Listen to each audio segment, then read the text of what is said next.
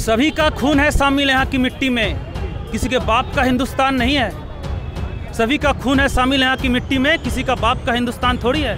स्वर्गीय राहत इंदौरी साहब ने कहा है, सभी लोग जानते हैं।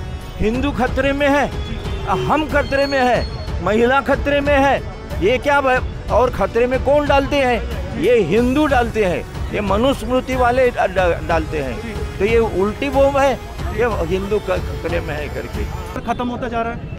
देखिए, सेकुलर खत्म होता जा रहा है, नहीं मैं इस पे नहीं आऊँगा, लेकिन आप जाके खासकर भाजपा के समर्थकों से जब आप मिलेंगे, बात करेंगे, तो अनऑफिशियली आप जब बोलेंगे कि मैं सेकुलर हूँ, तो आपका हंसी उड़ाते हैं, मजाक करते हैं और आपको डराते भी हैं कि अरे यार तुम सेकुलर हो।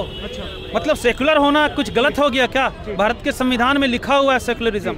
हम महाराष्ट्र में बाबा साहब अम्बेडकर की धरती पे खड़े हैं, हम सेकुलरिज्म को बचाने के लिए लड़ेंगे। उसकी शुरुआत हम लोग सेकुलर महामोर्चा के साथ कर रहे हैं। जंतर मंतर में जो बेटियां बैठी हुई है, क्या लगता है कि उनको जो हमारी केंद्र सरकार है, क्या उनका न्याय कर पाएगी या सुप्रीम कोर्ट को पूरी तरीके से इसमें दखल देना चाहिए? क्योंकि सुप्रीम कोर्ट की भी वो बात नहीं मान रहे हैं, क्योंकि ब्रिजभूषण में अभी तक कोई कार्रवाई नहीं हुई, क्योंकि कुछ ही दूरी पर ही उनका घर है। रात को उनको परेशान किया जा रहा है, पुलिस का द्वारा परेशान किया जा रहा है। तो इसकी क्या परिणाम निकल कर आ रहे हैं? हम किस तरह से सरकार को देख रहे हैं, हम किस तरह से हम सोच रहे हैं कि उनका कैसे न्याय हो पाएगा? देखिए, सबसे पहले तो भाजपा की जो सरकार है जी, उससे न्याय की उम्मीद करना बेकार है। जी, एकदम वो उम्मीद मत कीजिए, क्योंकि भाजपा की सरकार आई है, उसका उद्देश्य ही कुछ और है। भाजपा की सरकार का उद्देश्य है देश की जल, जंगल और जमीन पे कब्जा करना, देश की जल, जंगल और जमीन को कब्जा करके अपने दोस्तों यारों को दे देना और आम जनता को इतना मजबूर कर देना कि आप बस जीने और खाने के लायक रह जाएं और उससे ज़्यादा आप कुछ सोच ना पाए।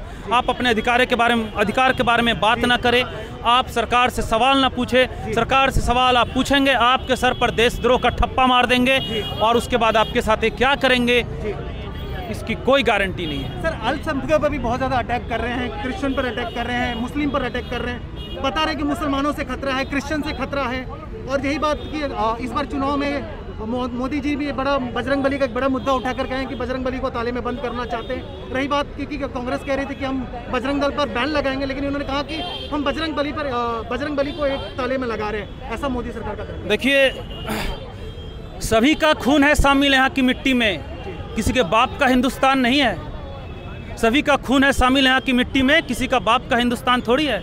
स्वर्गीय राहत इंदौरी साहब ने कहा है, सभी लोग जानते हैं। तो मोदी जी की और आरएसएस के लोगों का अकेले का तो नहीं है, सभी लोगों ने शहादत दी है ना यहाँ पे भाई। हाँ, तो देश, ये जो देश है हिंदू, मुस्लिम, सिख, ईसाई सभी का है। तो और देश संविधान से चलेगा, तो देश संविधान से चलने दीजिए। हम आपसे कुछ ज़्यादा तो मांग नहीं कर रहे हैं।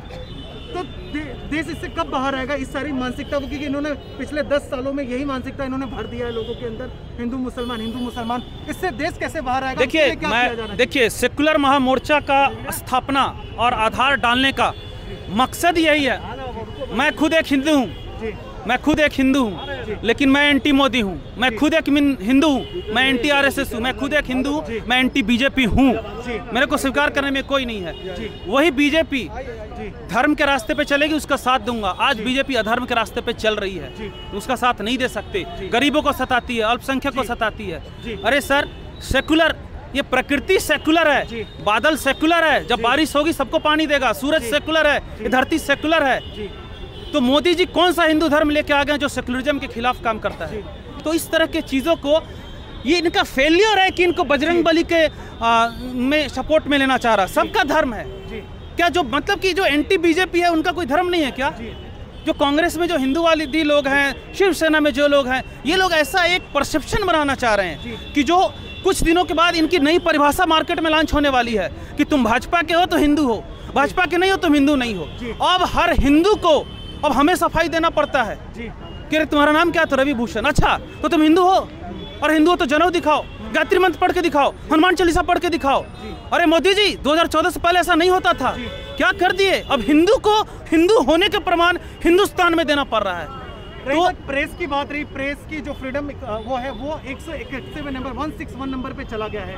प्रेस की जो स्वतंत्रता है उसको भी लोकतंत्र में खत्म करता जा रहा है। क्या लगता है कि मीडिया इससे कब बाहर आएगी, कब लोगों की आवाज़ उठाएगी कि जो आवाज़ उठा रहा है ये उनको दबाने की कोशिश? मीडिया इससे तभी बाहर आएगी जब आपके जैसे नौजवान, हमारे यूट्यूब के जो वॉरियर हैं, यूट्यूब के जो योद्धा हैं, हमारे साथ जो खड़े हैं, उधर दिखाइए वीडियो, उनको। जब तक ये लोग लड़ रहे हैं तब तक मीडिया को आप खरीद नहीं सकते हो। आप खरीद लो ना, आप IBN, UBN और अडानी जी के कितने मीडिया हाउस है वो सब आपको पता है, आप सबको उनको खरीद लो। लेकिन ये YouTube के जो लोग हैं इनको आप कैसे खरीदोगे? टेक्नोलॉजी, IT जो है ना, टेक्नोलॉजी का डेमोक्रेटाइजेशन कर देती है ना। तो जब आपके जैसे लोग जब रोड पे रहेंगे ना तो इनका इतना आसान नहीं है। कौन देखता है जी न्यूज़ यार? उसको छी न्यूज़ बोलते हैं, छी न्यूज़ कभी नहीं देखता कोई। जो न्यूज़ वाले देखने वाले अजीब टाइप के लोग होते हैं यार, सिंपली मैं बोल रहा हूँ। सर, दिल्ली की पुलिस ने जैसे एक पत्रकार के साथ उनके रात को उनके कपड़े भी फाड़ दिए गए, इस तरह की जो चीज़ें न्यूज़ बाहर निकलते आ रही है, क्या छवि जाएगी देश की बाहर की मीडिया में, यानी बाहर इंटरनेशनल तौर पे? निश्चित रूप से छवि खराब ही जाएगी जी। वहाँ यही महिला विरोधी माना जाएगा उनको जी जी। और रात में वो भी पुरुष सिपाही के द्वारा महिला पे हमला करना, उनको मारना, ये तो बिल्कुल ही गलत है। ये टोटल इनजस्टिस है, मैं इसके सख्त खिलाफ हूँ। ये सिर्फ मैसेज आ रहा है केंद्र सरकार के द्वारा कि हम जो भी चाहें कर ले, सत्ता में है, कोई हमारा कुछ करने वाला नहीं। सत्ता बदला होते ही कुछ देश में परिवर्तन आएगा 2024 के बाद, क्योंकि इसी पे धर्म पे ही लड़ा जा रहा है। वो तो आएंगे, जरूर आएंगे। अभी देखो कर्नाटक का क्या रिजल्ट आएगा, आप देखिए जाके, हम जाके देख के आए। I already visited, I seen that and I got all report that would, because I am a national executive of my party. मैं राष्ट्रीय कारोबारी का सभ्य हूँ मेरी पार्टी का, मुझे मालूम है क्या होने वाला है। तो कर्नाटक से एक हार की शुरुआत हो चुकी है अब बड़े लेवल पे। शुरुआत तो हो चुकी है, आज से नहीं, बहुत पहले शुरुआत हो चुकी है, और उनका अभी डाउन काउंट चालू हो चुका है। हाँ, मैं क्लियर बोलता हूँ, उनका और ये गोदी मीडिया है, उनके ऊपर सख्त कार्रवाई होनी चाहिए, ऐसा सुप्रीम कोर्ट खुद ने बोला है। थोड़ा दिन पहले आपने सुनवाई, वो जो हियरिंग चालू है उनके सुप्रीम कोर्ट के अंदर उनको गोदी मीडिया के बारे में काफ़ी कड़क भाषा में Chandrachud chief justice of Chandrachud साहब ने उनका वो किया है, बहुत कड़क आलोचना किया है। तो उनको, सरकार को मालूम है, और सरकार आज बड़े उद्योगपति के साथ क्या बोलता है, झुक गई है, ज़्यादा नहीं, और रिलायंस के सामने झुक गया है, देश को पूरा बेच दिया है। उसके बारे में अभी बेटी बचाओ, वो बचाओ, तो बचाओ, उसका नारा किधर गया? वो नारा गया किधर? हम लोग साथ में हैं, हम लोग लड़ेंगे, और उनको आज नहीं तो कल उनको जाना, जहाँ तक आम जनता जागरूक नहीं होगा वहाँ तक वो नहीं जाने वाला है। सर, आप बताइएगा, आपका क्या नाम है? और आप? मैं हूँ फादर माइकल जी। अच्छा। मैंने आज सुबह का इंडियन एक्सप्रेस ये पेपर पढ़ा और मुझे इतना बुरा लगा कि मैंने समझा कुछ न कुछ करना चाहिए। क्या हो गया है, वो बृजभूषण सिंह जो पहलवान है, उन्होंने जो महिला पहलवान है उनके ऊपर अत्याचार किया है, भ्रष्टाचार किया है, और अभी दो महिला पहलवान ने दिल्ली पुलिस के पास FIR नोंदवा है, और उसने सब डिटेल दिया है कि कभी कभी उसका कैसा इंतजाम, पूरा इंतजाम किया है। तो ये सब पढ़कर मुझे ऐसा लगा कि ये बृजभूषण सिंह एक लिंग पिशाच है, राक्षस है, और जो मिलेगी लड़की वो उसको गले लगाते हैं, बुरा बर्ताव करता है। ऐसा आदमी के खिलाफ आज वो महिला पहलवान कितने दिन जंतर मंतर पे बैठे हैं, सरकार उनका सुनता नहीं। शायद रात को पुलिस आकर उनको परेशानी देते हैं, ये हमारा सरकार है। मोदी जी जो बेटी पढ़ाओ बोलते हैं, बेटी बढ़ाओ बोलते हैं, वो एक शब्द भी बोलते नहीं इसके बारे में। अपना जो गृह मंत्री है शाह, जिसका कर्तव्य है हमको संरक्षण देना, वो भी एक शब्द नहीं बोलते। ये क्या सरकार है? ये सरकार मरा है। ये सरकार में महिला को न्याय नहीं मिलेगा। ये जो मनोवृत्ति है ना, मनुस्मृति, वो मनुस्मृति में भी औरत को कुछ कीमत नहीं है।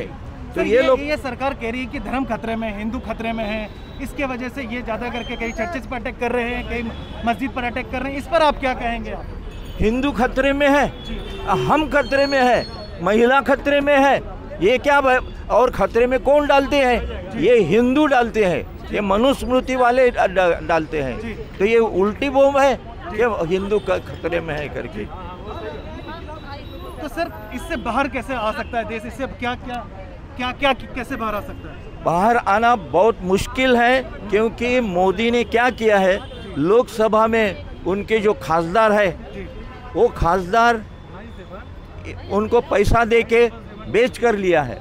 वो कभी उसको छोड़कर नहीं जाएंगे। वो कुछ भी करो लेकिन उसका सरकार कभी गिरेगा नहीं, ये उसको गारंटी है। इसलिए वो जो मांगता है वो करता है। अभी कर्नाटक में उन्हें क्या बोला लोगों को कि जब तुम मतदान करेंगे तब क्या बोलना, जय बजरंग बली, जय बजरंग बली बोलेंगे तो समझो मैं मेरे क्रिश्चियन बांधवों को बोलूँगे कि तुम जब मतदान करने के लिए जाएंगे तो तुम जय यीशु बोलेंगे, चलेगा? देखिए, कोई भी इलेक्शन आप भगवान के नाम पे, अल्लाह के नाम पे नहीं लड़ सकते। कर्नाटका में भी यही हो रहा है। कहीं भी हो, इलेक्शन कमीशन सो रहा है क्या? वो प्रधानमंत्री पे कार्रवाई क्यों नहीं करता है? ये हमारी डिमांड है। आप, भारत एक धर्मनिरपेक्ष देश है, भारत एक लोकतांत्रिक देश है। उसमें भगवान का क्या मतलब है? इसका भगवान अलग है, इसका अलग है, उसका अलग है। या तो आप सबके भगवान का नाम लो, अल्लाह भी बोलो, बजरंग बली बोलो, कुछ भी बोलो आप, लेकिन सबका है ना। तो प्रधानमंत्री पे कार्रवाई क्यों नहीं होती है? प्रधानमंत्री कोई खास आदमी है क्या? वो भी इस देश का नागरिक है, मैं भी एक देश का नागरिक हूँ, ठीक है ना? यही हमारा कहना है। ये चुनाव में जो हो रहा है वो गलत हो रहा है। 2024 के बाद बदलाव देखने को मिलेगा कि जिस हिसाब से ये सब सारी चीजें। देखिए 2024 में क्या होगा वो अभी नहीं कह सकते, लेकिन कोशिश चल रही है। ये सरकार अगर और एक बार आ गई तो पूरे देश का बंटाढार हो जाएगा, देश खत्म हो जाएगा। पूरा अडानी अंबानी पूरा कब्जा कर लेंगे, गरीब आदमी मरेगा, सिलेंडर का भाव 2000 रुपये होगा, बेरोजगारी और बढ़ेगी। ये सरकार जानी चाहिए, ये समय की मांग है। आगे क्या होगा वो मैं भविष्यवाणी नहीं कर सकता, ठीक है ना? ओके, हम लोग को इजाज़त दो, हम लोग 5 बजे से आए हुए हैं। और खबरों के लिए हमारे चैनल आवाज़ एक्सप्रेस को जरूर सब्सक्राइब करना और वीडियो को शेयर करना।